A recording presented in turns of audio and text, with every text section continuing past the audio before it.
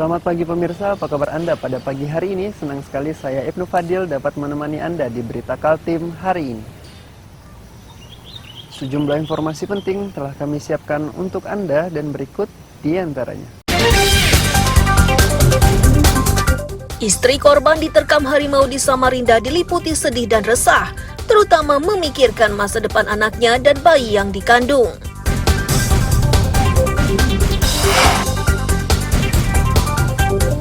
Demi mendapat uang untuk berjudi dan narkoba, seorang pria di Tarakan mencuri alat pembagi jaringan telekomunikasi.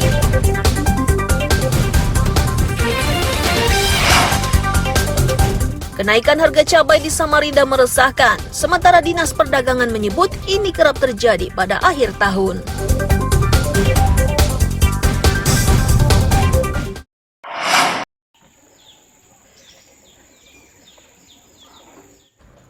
Rumah di Jalan Batu Cermin, Sempaja Selatan, Samarinda Utara inilah yang dihuni Suprianda bersama anak istri juga kedua orang tuanya. Suasana duka masih menyelimuti rumah tersebut pasca peristiwa yang menimpa Suprianda. Masih terlihat sejumlah foto korban bersama istrinya.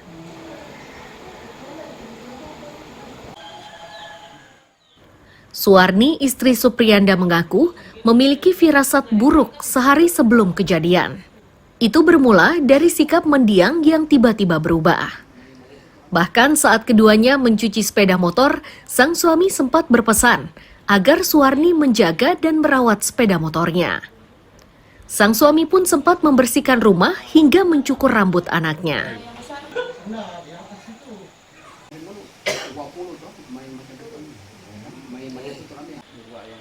Kamu jaga ya motor ini, jangan kamu rusakin. Aku bilang kenapa? Kenapa Pak? Baru tadi saya pegang perut saya.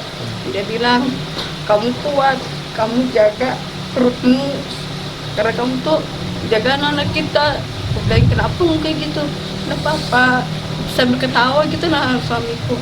Baru dia ngajak aku, kita bersihkan rumah ini yuk, kita kumpul barang-barang. Jadi dia manja di loteng, dia simpunin barang-barang yang habis saya bukaran lemari tuh, dia himpun, baru dia sapu rumah, dia angkat kayu, dia susun di bawah kolong, kayaknya sudah memang tahu perasaannya dia. Kalau diambil agak besar kayak. Nanti dia dipegang nanti semesta. Suwarni yang kini hamil 7 bulan itu meminta pemilik harimau bertanggung jawab terhadap anak mendiang. Ini disampaikan karena Suwarni tidak lagi memiliki tulang punggung untuk mencari nafkah.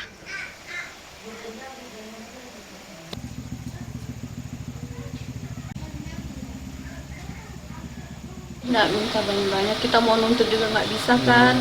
Jadi ya saya mau anak saya tuh dinafkahi sampai dia nikah. Itu aja sih, sama saya tanggung lahiran saya, nggak minta banyak. Ini memang tulang punggungnya. Iya, tulang punggung Keluarga. iya.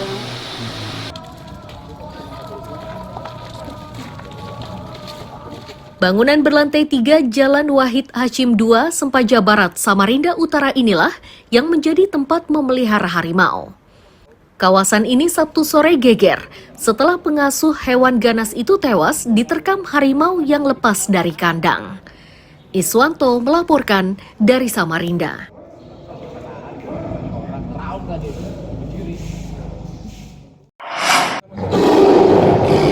Jadi begini. Kalau tahu begini kan Harimau pemangsa pekerja di sebuah rumah Jalan Wahid Hashim 2 nomor 91 Sempaja Barat, Samarinda Utara dievakuasi. Prosesnya hewan tersebut dibius agar tidak membahayakan keselamatan petugas. Kepala Balai Konservasi Sumber Daya Alam Kaltim Ari Wibawanto memastikan harimau tersebut jenis Sumatera. Langkah berikutnya hewan buas ini akan dilepaskan ke daerah asalnya yakni di Tabang, Kutai, Kartanegara.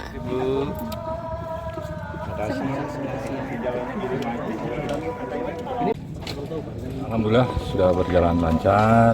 Kita dibantu oleh rekan-rekan dari Polres Samarinda, kemudian juga dari dokter hewan, Persatuan Dokter Hewan Indonesia, kemudian juga dari BRIN, dan ini berjalan lancar. Saat ini kita akan melakukan perjalanan ke tambang terkait Kartanegara. Gimana prosesnya, apa ada kesulitan tadi, Sorry? Melihat dari itu ya hanya ketika pembiusan saja, proses pembiusan, tapi itu sudah bisa berjalan dengan cukup bagus. Secara lisan sudah dilihat Pak, apakah ini harimau Sumatera atau dari luar? Dugaan sementara harimau Sumatera. Sampai gitu. Sementara polisi telah menetapkan 1 tersangka atas tewasnya pekerja rumah tersebut. Tersangkanya adalah Andre, si pemilik harimau. Andre saat ini sudah ditahan di sel tahanan Polresta.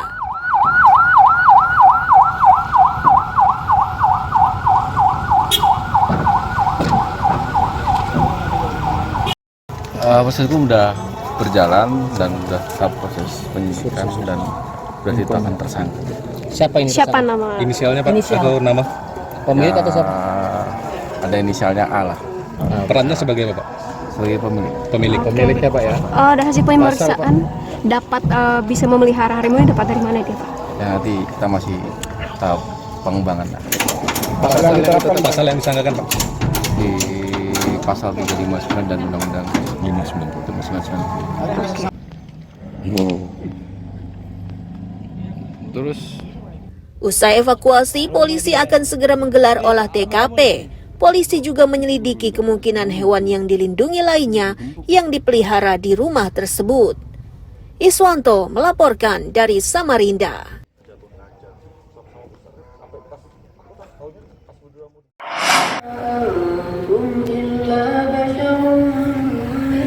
Babinsa Lok Bahu Sungai Kunjang Samarinda ini berupaya mengantarkan wartawan menuju lokasi 2 bocah tenggelam di bawah sebuah jembatan di Jalan Revolusi Lok Bahu. Kedua korban ditemukan tidak bernyawa. dua-duanya. Oh, jaraknya ya. Sertu Sulistio menyatakan, kejadian bermula saat 3 anak akan bermain di tempat itu. Satu di antaranya memilih pulang karena ingin meminta izin kepada orang tuanya. Ini dilakukan setelah kedua rekannya itu mengajak mencari kepiting. Suasana menjadi geger karena kedua korban tak kunjung pulang jelang malam.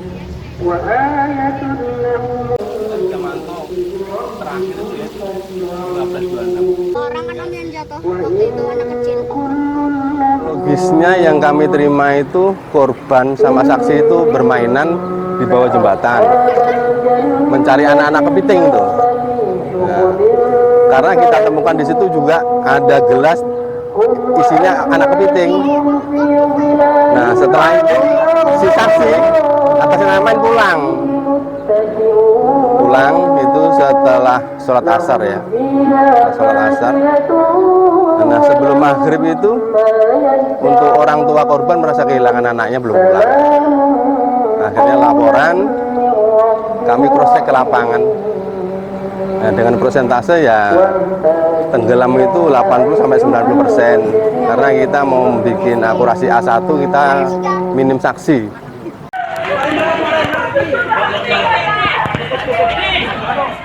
Jasad korban ditemukan tak jauh dari lokasi tempatnya mencari kepiting. Penemuan ini membuat keluarga korban tak kuasa menahan sedih karena tidak menduga jika anaknya ditemukan sudah tidak bernyawa. Iswanto melaporkan dari Samarinda. Ditemukan.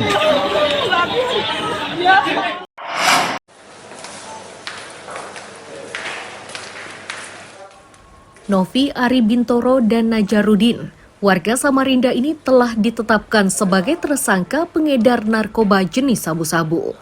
Bersamanya disita 308 bungkus kecil dengan berat 38,48 gram.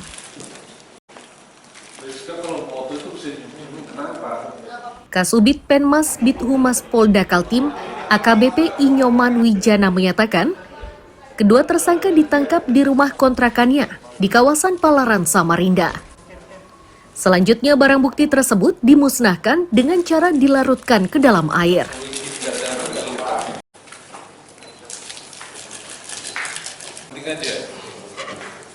Adapun barang bukti yang dimusnahkan dengan 2 tersangka, yaitu dari tersangka NAB, ini ada 308 poket ya, 308 poket sabu